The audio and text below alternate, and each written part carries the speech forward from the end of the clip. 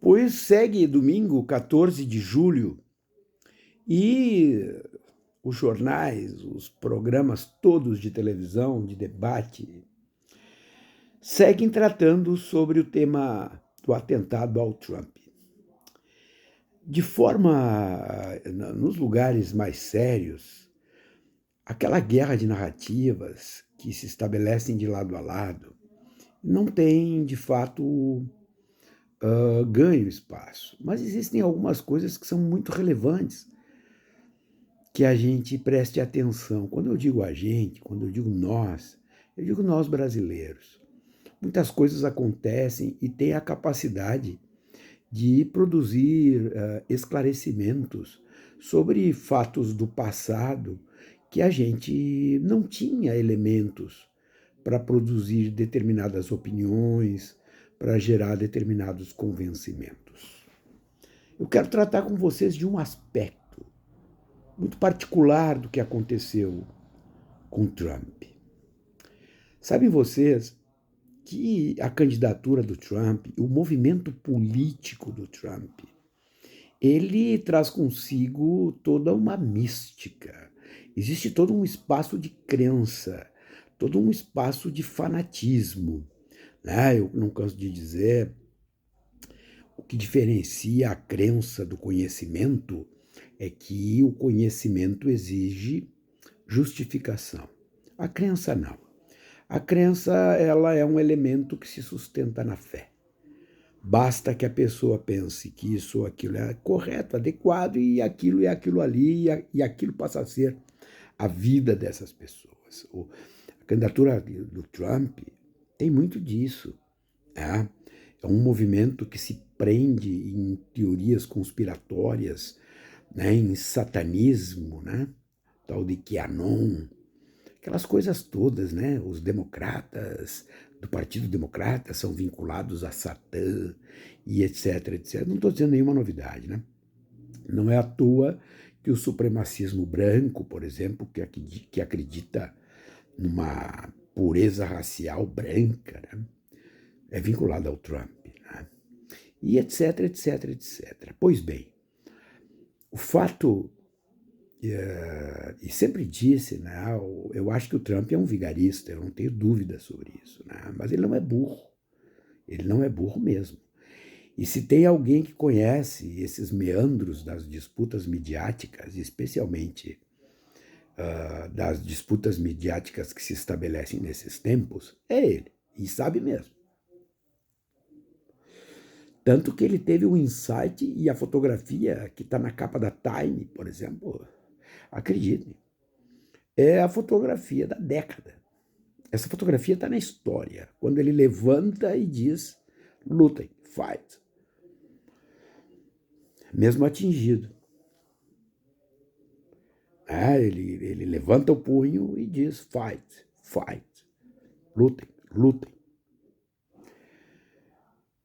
Vocês podem dizer o que quiser.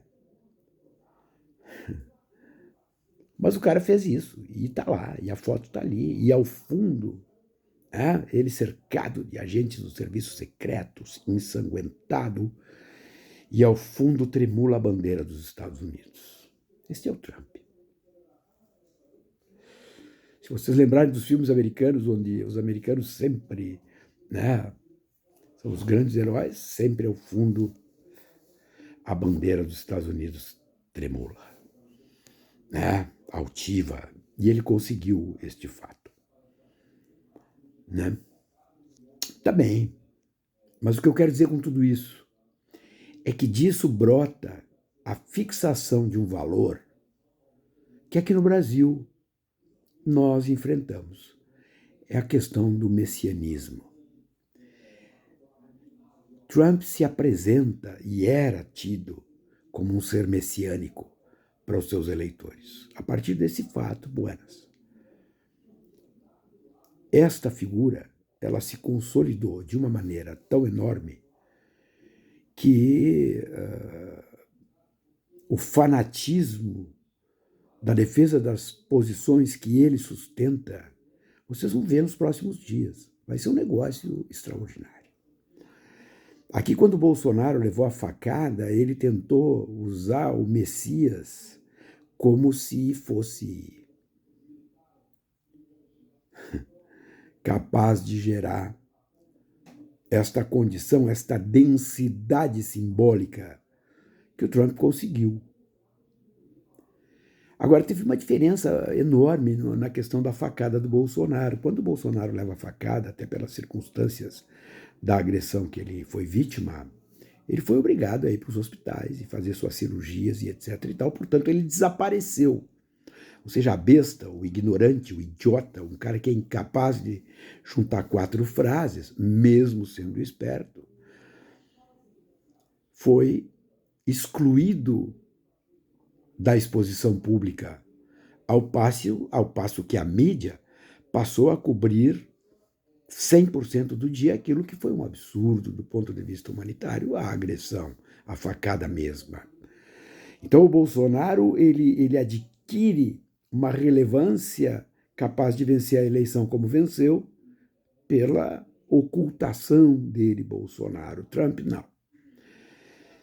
Até pelo tipo de ferimento que teve, hoje à tarde ele já confirmou. Ele volta para a campanha, ele vai para a convenção republicana, que acontece agora em Milwaukee, no Wisconsin, e acreditem, isto que aconteceu ontem se transformará no grande amálgama do messianismo trumpista, com consequências que, acreditem, nós viveremos para ver.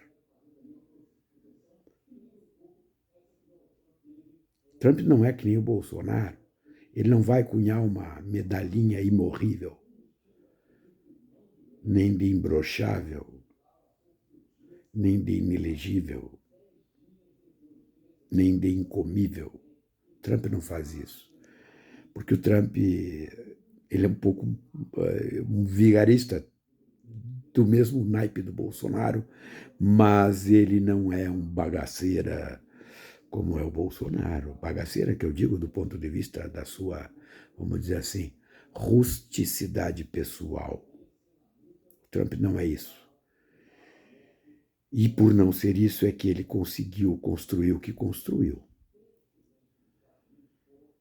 Então, o fato de ontem, ele traz para um país que fundou um negócio chamado teologia da dominação.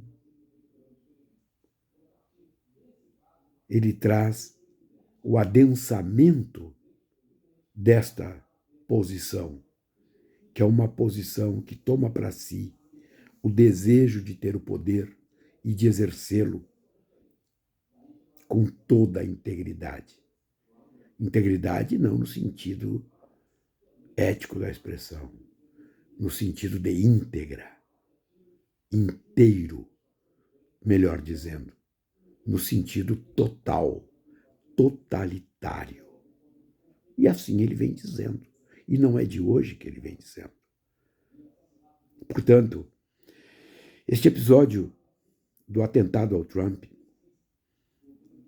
ele tem que sair um pouco deste mundo besta, idiota, dos fanáticos, das guerras de narrativas, das guerras de lacração. Quem tem um pouco de responsabilidade sobre o futuro precisa compreender a dimensão do que isso que aconteceu ontem vai trazer para a humanidade.